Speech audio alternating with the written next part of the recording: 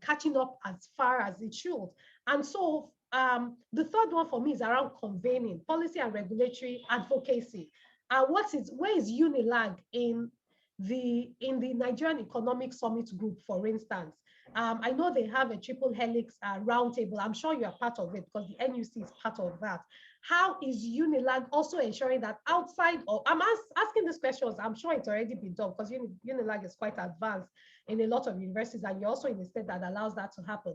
But beyond the four walls of the university, if you go to Boston, for instance, you will see that if you go to the Cambridge area, you see Harvard, you see Boston University, all of that, and you see a lot of companies around that. UNILAG has that advantage, a lot of innovation hubs, a lot of technology companies, a lot of even financial institutions around that.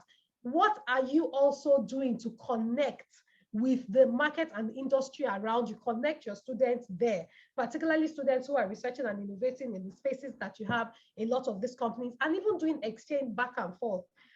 There has to be the capacity from a technical and financial point of view. And last but not the least, you have to keep thinking about commercialization.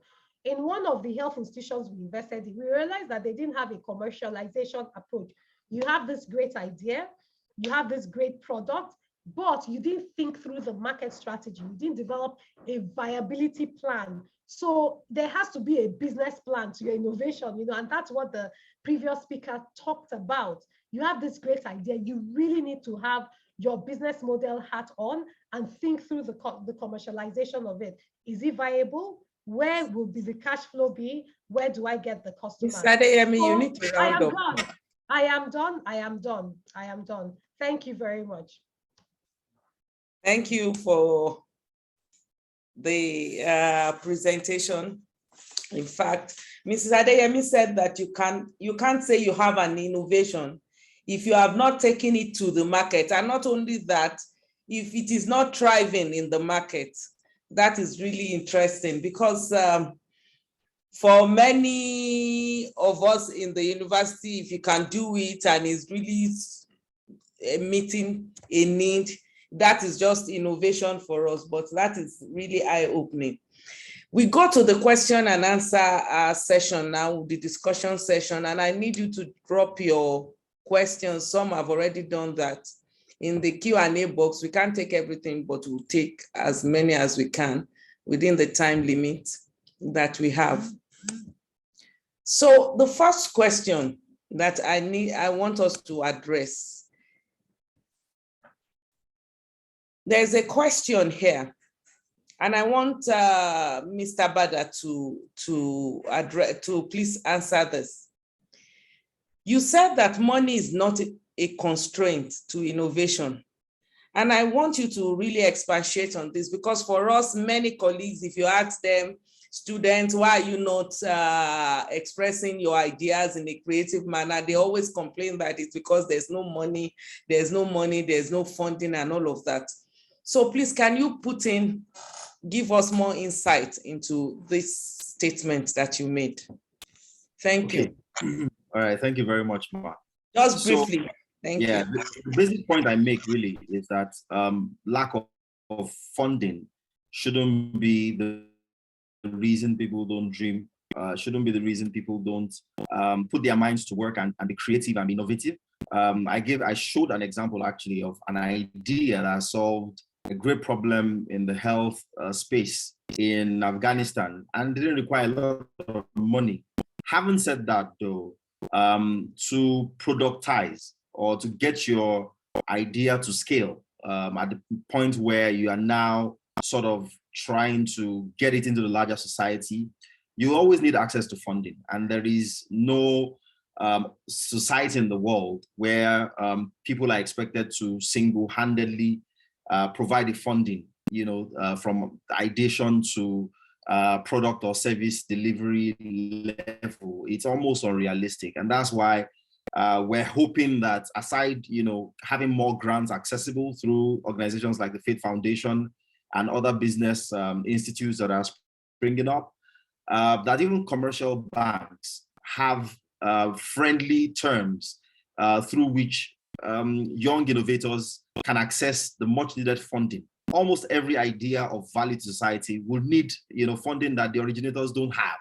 So our commercial banking system and some other specialized banks that are set up, like the Bank of Industry, for instance, must have friendly terms and conditions that young innovators can leverage to bring the ideas to life. So I'm not discountenancing the role of funding, but that should not be the reason why people stop dreaming. It shouldn't be a convenient excuse for people to just shut down their brains and say, oh, because I don't have money, let me just stop thinking, or there's no use for my ideas just because we don't have money. Thank you, Mr. Bada. Now, this next question is for Mr. Aneke. The question is that the content, I'll come back to you, Mr. Bada, because there's still a question for you. Mr. Aneke, the content, there's a question here. It says the content and context of this presentation is timely, and particularly in the ongoing dispensation of ASU strike. It is clear that the inability of getting solution to the university funding problem from government is a perennial problem that is pliable to the provisions of this presentation. Can you please articulate a unique circumstantial solution that involves complementary solutions to government efforts? I wish I understand that question, right? But I don't know whether you can break it down. All right. Okay. So I think it's also. I think that what he's trying to say for us, I know mainly one of the problems we have with government is lack of funding, and then we are not well paid and all of that. And I believe that we can make a lot of money from our inventions, our innovations. So I would like you to talk in that line. And okay, so I want to combine this together. I think Dr. Bada was trying to answer the questions about funding. Okay. When I did my presentation, I mentioned the fact that the innovation process is an experimentation process. All right. Okay. So you create what we call the minimum viable products, which shouldn't take all your time, and you do short experiments. So when it comes to funding, all right, what I found out is that a lot of people think that what they need is funding first. But if you go through the structured experimentation, before you get to the point of funding, you will have evidence, data that shows that people actually, want your product. In fact, as a matter of fact, before you get to the place where you are looking for money, you have built a customer base based on the tests you have done in the market. And with that data, I give you a very simple example. Somebody wants to, it's not just, to give you an example. I want to build a real estate business, for example, all right? And all I did was go into, an agreement with the landowner and come up with a plan, all right? A plan that will show, that plan is my minimum viable product. I've not committed any money on it, all right? So I go out to the market and, I'd advertise, the plan and get people to show interest of the plan.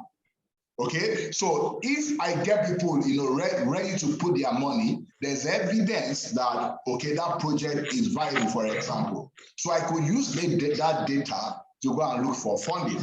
All right, so that's one. The other part is, and that's why Madam Adenike, shared 3 boxes, which is almost equivalent to the one I shared. And the other 3rd box is very important. All right. I was trying to understand. It's very important. And that's where you come up with, the business model that I was talking about.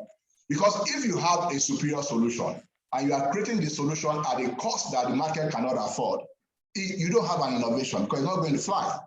All right. So she also talked about the need for partnership with private sector.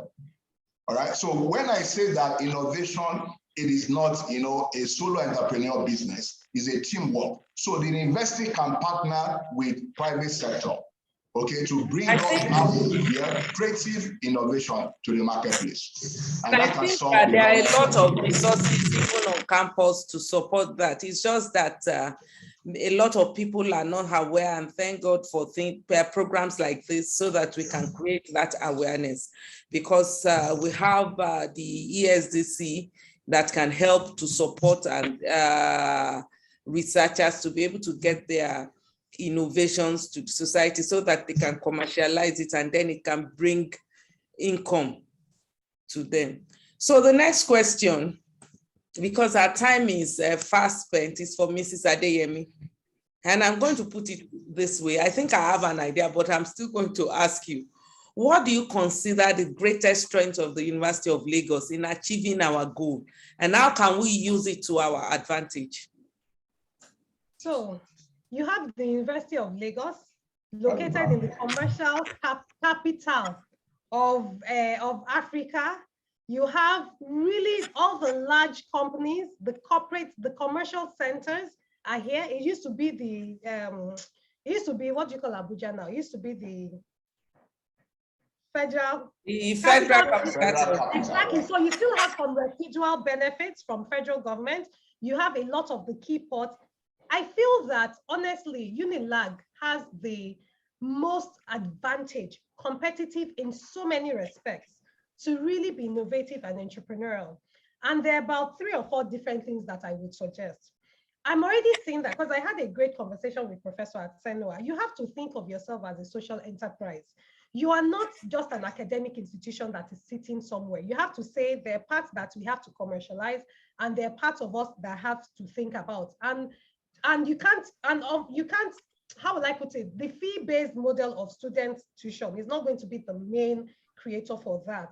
Companies are looking to invest, corporates are looking to invest in you. I think honestly that, first of all, shortlisting and saying what are the top 2 or 3 sectors or focus areas that we want to critically invest in, or you pick one to say, okay, social sciences, where are we investing and all of that. Once you narrow that down, you then say, what are the local or international corporates that really need the R&D in that? And then how do we work with them?